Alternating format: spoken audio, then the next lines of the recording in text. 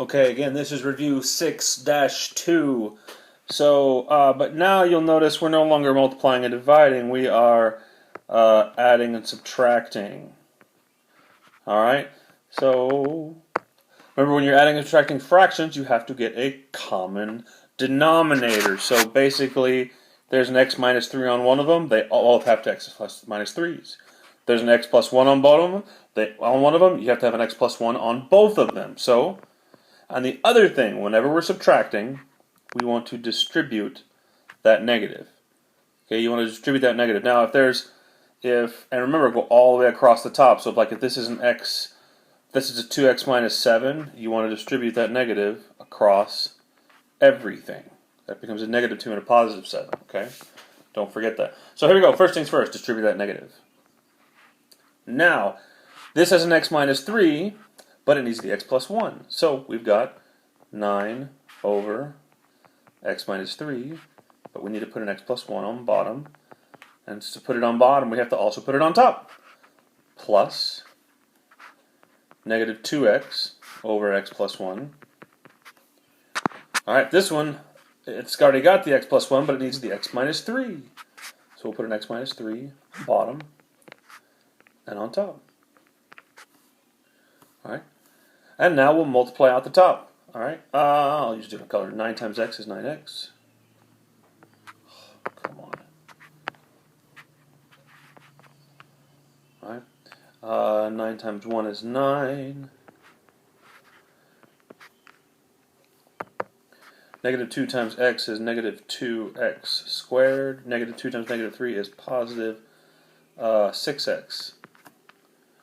All over, and now we can combine our denominators, x minus 3 and x plus 1. Okay? Now let's combine our terms. You have a negative 2x squared. We have 9 and 6, which makes 15, plus 15x. And a 9 plus 9 over x minus 3 and x plus 1. And to my understanding, there's no way to multiply that one out. That's 9 times 2 is 18. Nothing. Anyone multiply to 18 and 15? Nope. This is unfactorable on top, so that cannot be reduced. There you go. That's your answer for number 7. Try number 8. Number 8 is very similar. Number 8 is very similar, except it doesn't have binomials. Alright, so you're looking at the individual pieces of the term. This one has a 3. This one has 3 x cubed. This has a 4. This has an x squared. Alright, so the first one, we got the 3. We got the x cubed. We don't have the 4. So let's go x over 3x to the third. I'm going to go ahead and multiply by 4. Oh, man. My pen is not touching it. There we go. Plus 5 over 4x squared. All right, so the second one, it's got the x squared, but it needs one more x to be the x cubed. It also needs the 3. So we're going to multiply it by a 3x and a 3x. Multiply the top. 4 times x is 4x. 5 times 3x is 15x over, that's 12x to the third. Now this top piece, alright, so that's typically where we say, hey, we got everything together, everything's ordered, but 4 plus 15 is 19 over 12x, and we can reduce that, x to the third, I'm sorry.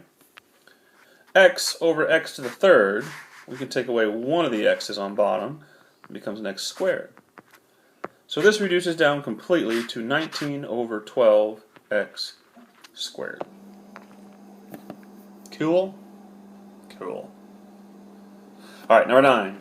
Number 9. First things first, we are going to factor and distribute all negatives. Factor and distribute all negatives. So we got a negative here, so we're going to distribute that negative. And we're going to factor over here two things that multiply to negative 24, but add up to 5.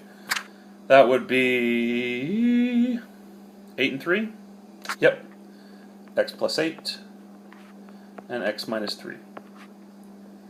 which is nice because this already has a minus 3, so all it needs is the x plus 8.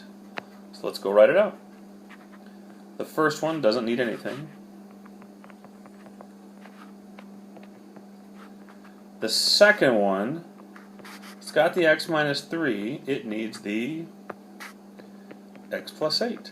So we'll add it on top and on bottom. So when we multiply it out of that, I got 12 minus 3x, 3 times 20 is 24, over x minus 3, x plus 8, which that equals 12 minus 24 is negative 12, negative 3x minus 12 over x minus 3 and x plus 8. Okay, which some of you would be thinking at this point that yes, I can divide a 3 out of both of those, and you would be right. But it really isn't going to get you anywhere. So if I divide out a 3 or even a negative 3, that leaves me with x minus 4 in there, and there's nothing to cancel out.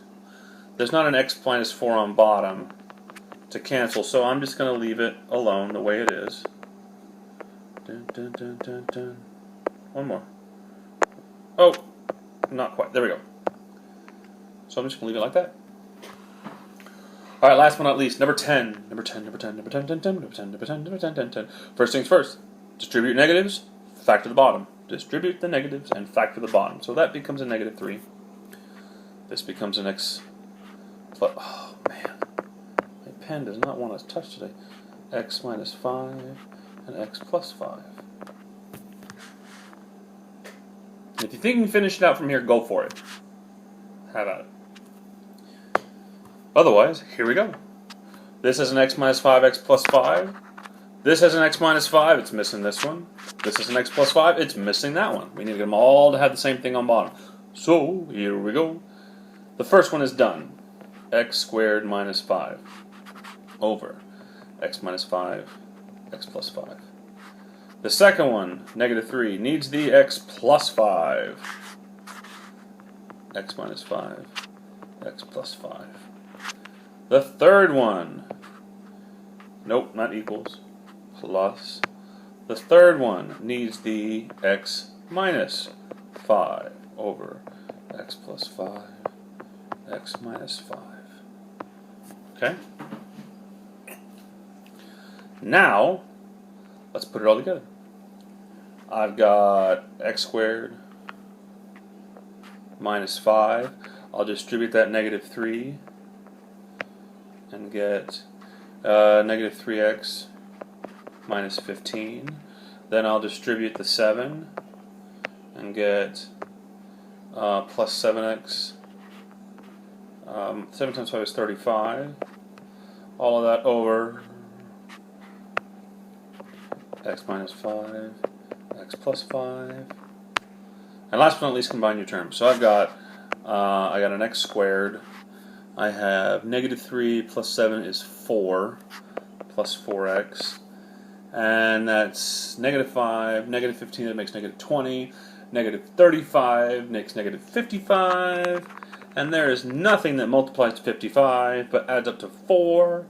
So that's going to be x minus 5, x plus 5.